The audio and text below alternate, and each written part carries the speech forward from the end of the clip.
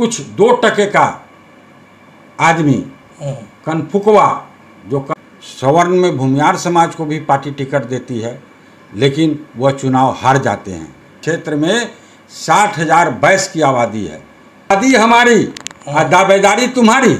ऐसा नहीं होता है। कमल मुरझा गया है, उस कमल को कौन खिला सकता है? बीच में वो हार गए मंत्री के पद पर रहते हुए।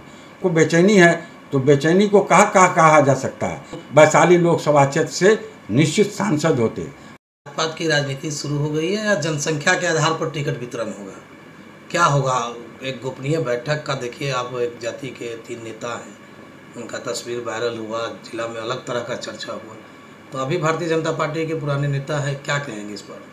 देखिए, मैं भारतीय जनता पार्टी का एक सिपाही, सक्रिय सेवकदार कार्यकर्ता हूँ और विगत आज भारतीय जनता पार्टी में मैं 18 साल से बिहार के उप मुख्यमंत्री श्री सुशील कुमार मोदी जी के नेतृत्व में पटना के कृष्ण मेमोरियल हॉल में हजारों की संख्या में जाकर भारतीय जनता पार्टी को मैं ज्वाइन किया था और तब से लेकर आज तक 18 वर्ष हो गए।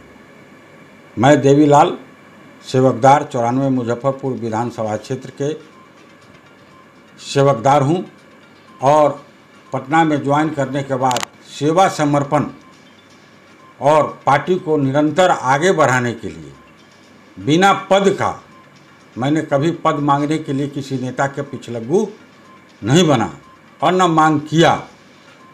जो पार्टी ने दायित्व दिया उसको ईमानदारी पूर्वक, निष्ठा पूर्वक और मैंने पार्टी को निरंतर आगे बढ़ाया। आज भी दावेदारी है, लेकिन ऐसे में बिहार समाज के 3 नेताओं की बैठक हुई है, तस्वीरें वायरल हो गई, खूब चर्चा चल रही है। अब उसमें एक और वायरल हो रही थी एक तस्वीर जिसमें राजपूत समाज को 3 टिकट और भूमियार समाज को 1 टिकट, मतलब राजपूत समाज के 3 विधायक आप ही की पार्टी में है। तो ऐसे में क्या कहेंगे? मैं देखिए, जात पात पर विश्वास नहीं करता हूं और भारतीय जनता पार्टी भी जात पात पर विश्वास नहीं करती है।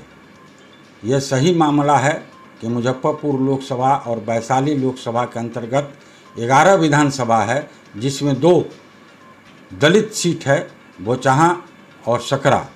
उसको माइनस कर दिया जाए तो 9 सीट बचता है और 9 सीट पर 3 उसमें क्षत्रिय हैं और जो क्षत्रिय हैं तो जनता ने उनको जिताकर विधायक बनाया है।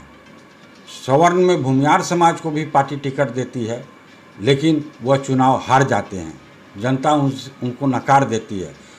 तो ये देखना काम पार्टी की है, भारतीय जनता पार्टी की है कि मंत्री के पद पर रहकर हार गए कोई आदमी, कोई भूमियार दूसरे विधानसभा से भी चुनाव लड़ता है तो वह हार जाता है ना। तो एक ही चेहरा बार बार को लाना और देना, तो पार्टी इसका फैसला करेगी। लेकिन बात जनगणना, जातीय जनगणना हो रही है। सभी पार्टी जो है वो कह रहे हैं जिसकी जितनी हिस्से भागीदारी उसकी उतनी हिस्सेदारी। तो वो पार्टी आपके पार्टी में भी ऐसा विचार है कि जितनी जनसंख्या उसके हिसाब से टिकट शेयरिंग होगा? देखिए, मैं एक शेर के साथ आपको कहना चाहता हूँ, अरविंद अकेला जी, कि सिर्फ गुलाब देने से अगर मोहब्बत हो जाती तो माली सारे शहर का महबूब बन जाता। तो सवाल यहाँ यह है कि हर पार्टी, जो भी यहाँ पर राज्य की पार्टी, नेशनल पार्टी और भारतीय जनता पार्टी देश की सबसे बड़ी पार्टी है ना, और उसमें जात पात नहीं होता है। जातीय जनगणना हमारे गठबंधन के एनडीए के नेता, बिहार के लोकप्रिय मुख्यमंत्री श्री नीतीश कुमार जी ने कराया था, यह सही बात है।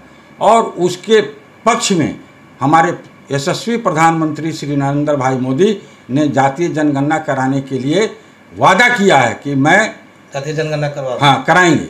लेकिन जो जातीय जनगणना हो गई है ना, उसमें मुजफ्फरपुर 94 विधानसभा क्षेत्र में 60,000 बैस की आबादी है, 60 से 70,000 बैस और व्यापारी की आबादी है। तो मेरा यह कहना है, जितनी जिसकी आबादी उसकी उतनी भागीदारी। तो ऐसा तो और पार्टी भी कर रही है। अरे भाई, आबादी हमारी और दावेदारी तुम्हारी, ऐसा नहीं होता है पत्रकार महोदय। आबादी हमारी है, पार्टी नेतृत्व फैसला करेगा, कोई फैसला करने वाला ये एक कार्यकर्ता नहीं है, है ना। जो भी फैसला करेगा वो पार्टी अपने स्तर पर करेगी कि यहाँ जो कमल मुरझा गया है उस कमल को कौन खिला सकता है। ये 22 का वोट, यहाँ विजेंद्र चौधरी जी 22 उम्मीदवार होते हैं, है ना, इंडिया गठबंधन से, है ना। वो बराबर जीतते आ रहे हैं 5 वर्षों से, 5 टर्म से, है ना। शर्मा जी को 5 बार टिकट मिला विधानसभा का, है ना। कई बार वो हार गए, 2 बार जीते, है ना। पिछले विधानसभा चुनाव में 2020 में वो हार गए मंत्री के पद पर रहते हुए। तो इसका फैसला पार्टी को करना है, देवीलाल को तो करना नहीं है। तो जिसकी जितनी आबादी उसकी उतनी भागीदारी, इसी पर लोगों को बेचैनी है। तो बेचैनी को कहा जा सकता है। और रही बात 22 की, है ना, तो 22 मुजफ्फरपुर में निश्चित कमल खिलाएगा।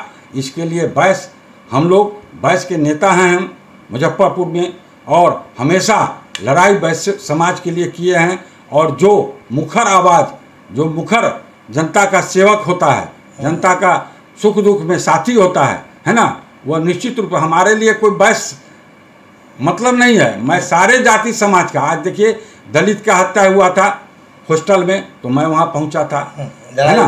भूमियार का भी जो है अपहरण हुआ, आज तक वो लड़की बरामद नहीं हुई, उसके लिए मैंने आंदोलन किया था और जेल गया था। एक स्वर्णकार 22 का लड़का का अपहरण और हत्या कर दिया गया सोनरपट्टी में, है ना। उसके लिए मैंने आंदोलन, शहर बंद करवाया था और उसके परिवार को आर्थिक मदद भी किया था।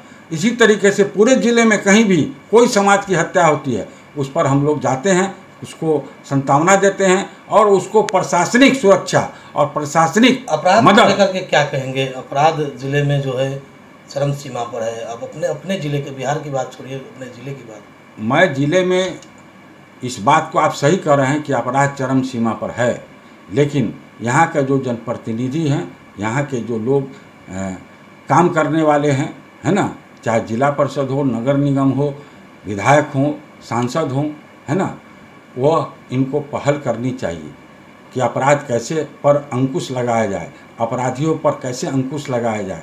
प्रशासन जो भी हमारे यहाँ के प्रभारी हैं, उप मुख्यमंत्री श्री विजय किशोर सिन्हा जी आते हैं अपराध पर अंकुश लगाने के लिए, उनको यहाँ के जिला प्रशासन से और पुलिस प्रशासन से बैठक करना चाहिए, तब कोई विकास की बात के एजेंडा को रखना चाहिए।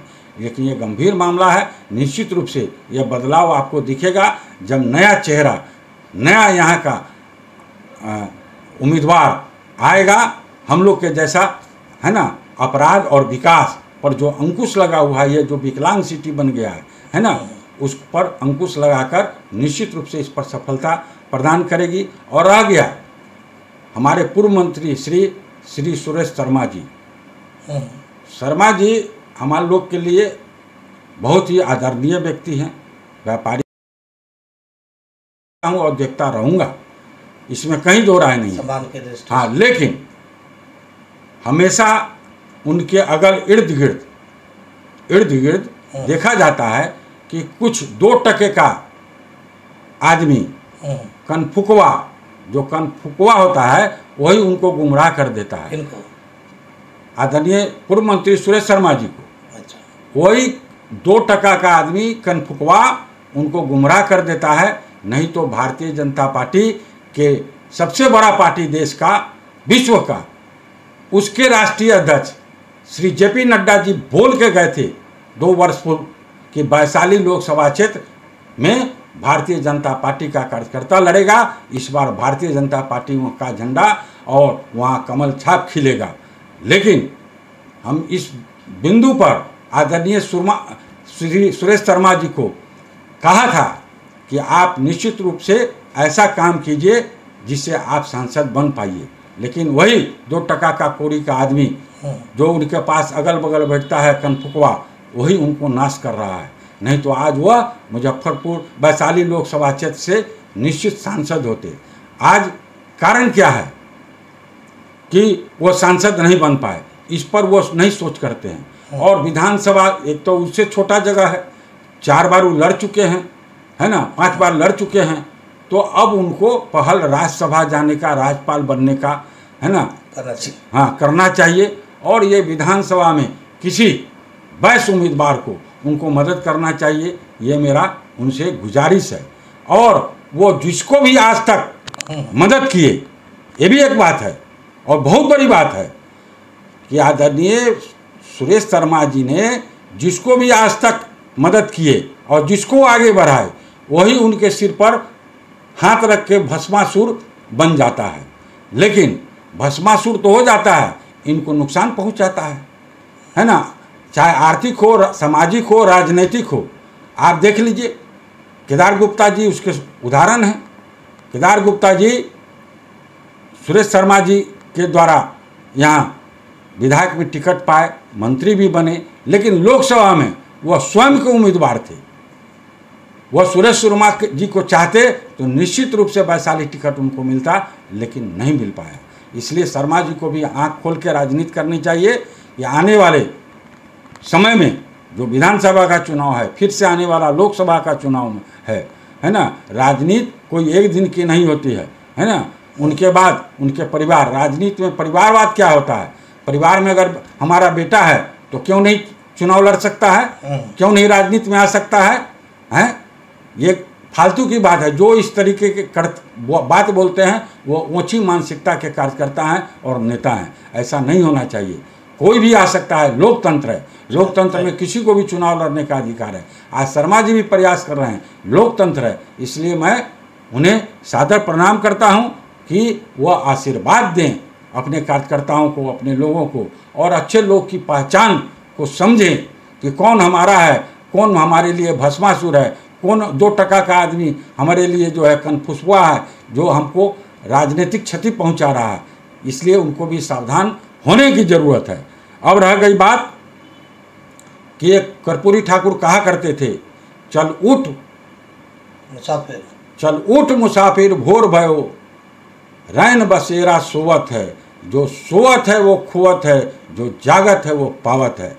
इसी विचारधारा के साथ मैं मुजफ्फरपुर वैश्य समन्वय समिति का यहाँ अध्यक्ष भी हूँ, जिसमें सारे वैश्य जाति के लोग, वैश्य समाज की बात करेगा। वैश्य समाज जो है वैश्य रहे सम्मान से, राजनीति करे स्वाभिमान से। इसलिए देवीलाल को चिंता नहीं है। कोई फुदुक से कोई अपना नाम आके और राजनीति करेगा, उसको टिकट मिलने वाला नहीं है। वो भ्रम में न पाले, है ना।